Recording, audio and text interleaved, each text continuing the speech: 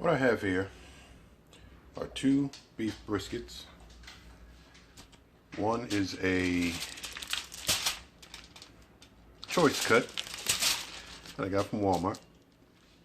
And then this is a prime brisket that I got from Sam's Club. I was going to do both at the same time, but I think I'll just do one. So this one is the one I'm going to do first, the choice. See how that comes out, and then probably next week I'll do the prime.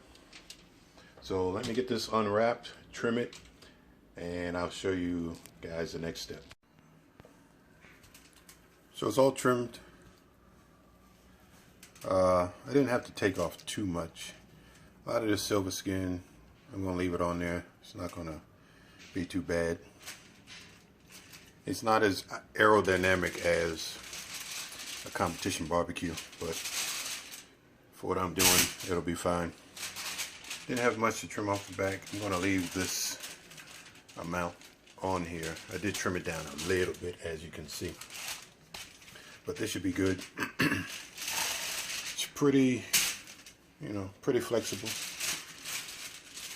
And I made a cut here, so I know which way to cut against the grain when it comes off. So what I'm going to do now is season it with the salt, pepper, garlic rub that I have. And then I'm going to put this in the refrigerator until tomorrow morning when I put it on the smoker, which will be the Weber Smoky Mountain. I'm going to let this sit for a little bit, maybe 30, 20 minutes. And then I'm going to come back with the Fiesta brisket rub and just do another top layer, not too heavy, because that Fiesta also has salt in it. And then that'll be it for this. As for this, I'm going to cut up all the fat pieces and save that in the freezer for beef tallow or something in the future. I already have some cut up pieces of fat in the freezer now, so I'll just add this to it. It's the next morning, a few hours later in the morning, because it was raining when I woke up, but the rain has stopped, and I still have time to go and get this brisket on. So let's go outside, take a look at the smoker of choice. It's going to be the Weber Smoky Mountain again. This time I'm using an empty water pan lined with foil. The fire dial over here, it just generates too much moisture for the brisket to get a good bark on it. So we're going to go dry water pan with the Weber Smoky Mountain. I got some B&B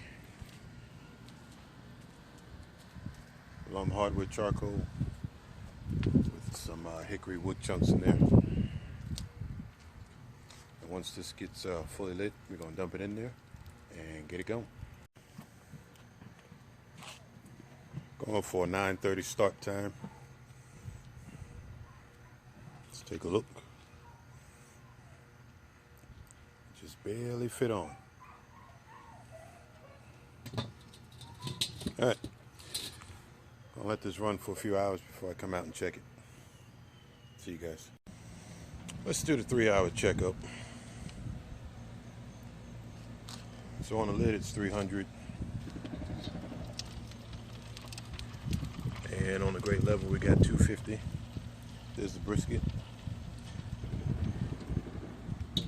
I've been battling this rain off and on, but luckily the Weber has maintained its temperature so far. It's not raining right now,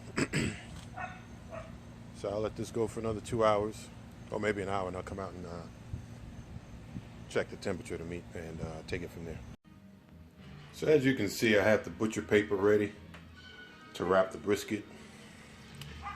I did come out a few minutes ago and checked the internal temperature of the meat.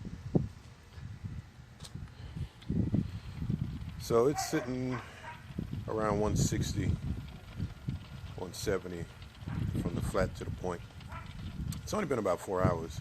This is a smaller cut of meat, so I don't expect a 12, 14-hour cook. So I'm going to go ahead and take this off, get it wrapped, and throw it back on the grill.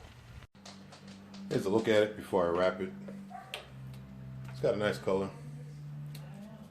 It's got some juice on the outside, but pretty much the bark has set. Sorry about that. So this is meat side up. When I wrap it, I'm going to put it back on the smoker, fat side up. Be right back. Alright, there it is. Fat side up. Gonna let this run for about 2-3 hours, and I'll come out and check the internal temperature. Okay. It's been 6 hours. We're gonna go here.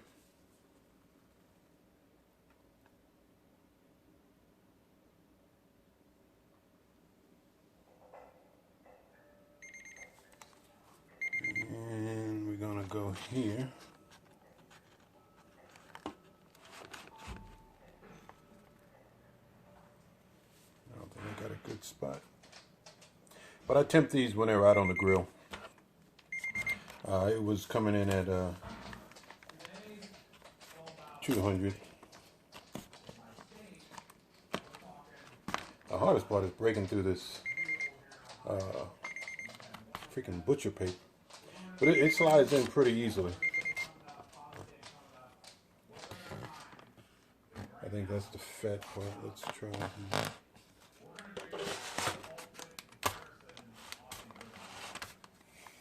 Alright, so I'm going to let this sit for about an hour. And then I'll unwrap it and see what it looks like.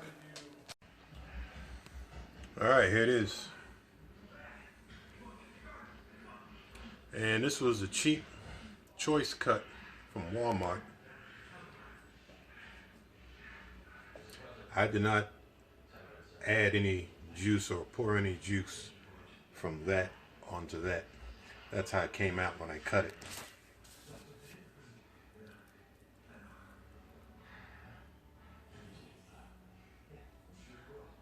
There's the bend test everybody talks about.